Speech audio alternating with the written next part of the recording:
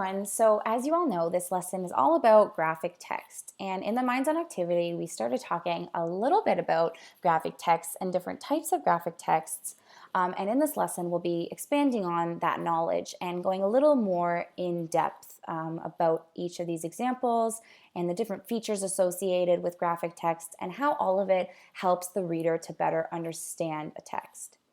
So this chart that you see in front of you is the different aspects of graphic text organized into 4 categories. Now we'll go through each category and talk a little bit about what this aspect does and some different examples of each aspect. And then we'll look at another chart afterwards that looks more in depth at the different examples. So everything with a bullet next to it is an example. We'll be going through a couple of those together, and then you'll review the rest on your own. So let's start with the upper left-hand corner, the box that says graphic forms. So graphic forms are the types of graphics you will see in a graphic text. So they support the reader. That's important. Let's underline that. They're there to support the reader, and they do this mainly through images. Okay, so some types of images that fall into this category are photographs, drawings, diagrams, a label diagram, maps, graphs, charts and tables, and timelines. There are many more examples. These are just the ones that we will be talking about, but I'm sure you can all think of different ones on your own as well. Let's move on to the next box, organizational features. So organizational features, as you can see, they're not forms like the graphic forms were, they're features. So they're features of a text that, once again, support the reader by making information clear and easy to locate. So the way that the text is organized is done so in a way that helps the reader better understand it. And some examples of this are a table of contents, index, a glossary, keys, and legends. I'm sure if you all think about other courses you've taken, you can recall times where you've come across any of these features. A legend, if you've looked at a map, there's often a legend to help you identify what the different elements of the map are. Table of contents, any lengthy text or book or textbook with many chapters or sections will often have a table of contents at the beginning to help organize the content. So let's move on to print features. So it's another type of feature. So like organizational features, this has to do with the print.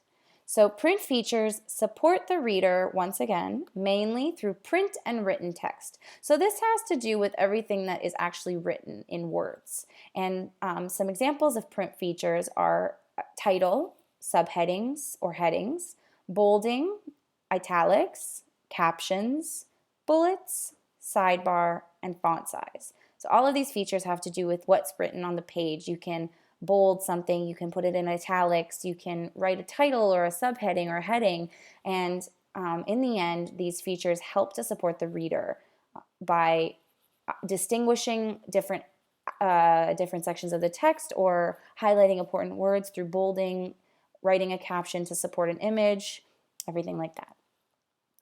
Lastly, the design features. So it's another type of feature. This has to do with the design though. So design features support the reader mainly through aesthetic details. And aesthetic means appearance-wise. So things like lines and colors, shapes, placement of things, and focal points. So just like print features, design features help to support the reader, highlighting important information, categorizing information, breaking it up, making it easier to understand. So let's take a look at this next chart. We'll go through a couple different examples, but this chart is all about the graphic forms and features we just talked about. I've included the type of form or feature in the left-hand column, the definition of this form or feature in the middle column, and in the right-hand column, it's how this feature helps readers.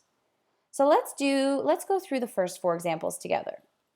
So photographs, with or without a caption. Photographs are pictures taken by a camera. So that's important to note. It's anything taken with a camera. And it helps the readers by it helps them to visualize real events, steps, or objects that are described in the text. Let's move on to drawings.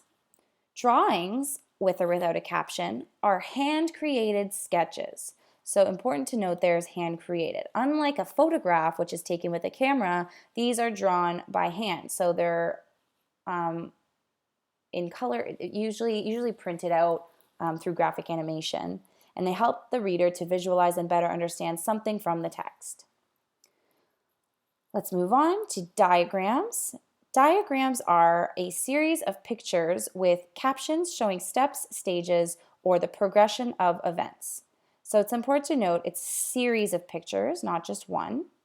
And you'll often see captions, which show steps, stages, and progressions of events.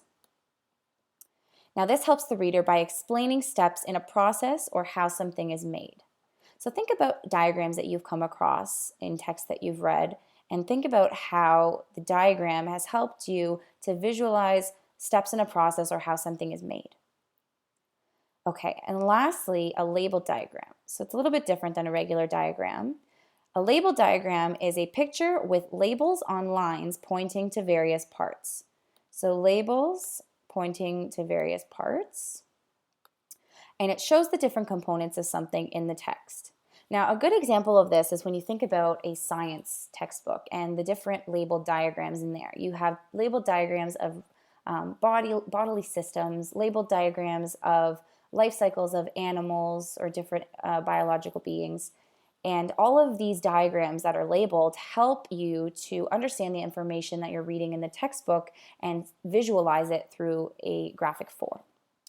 Okay, so as you can see, there are many different examples. When you scroll down, you'll see many more. So it moves on to print features, organizational features, design features, and same format. There'll be the type, the definition in the middle, and how it helps the readers on the right.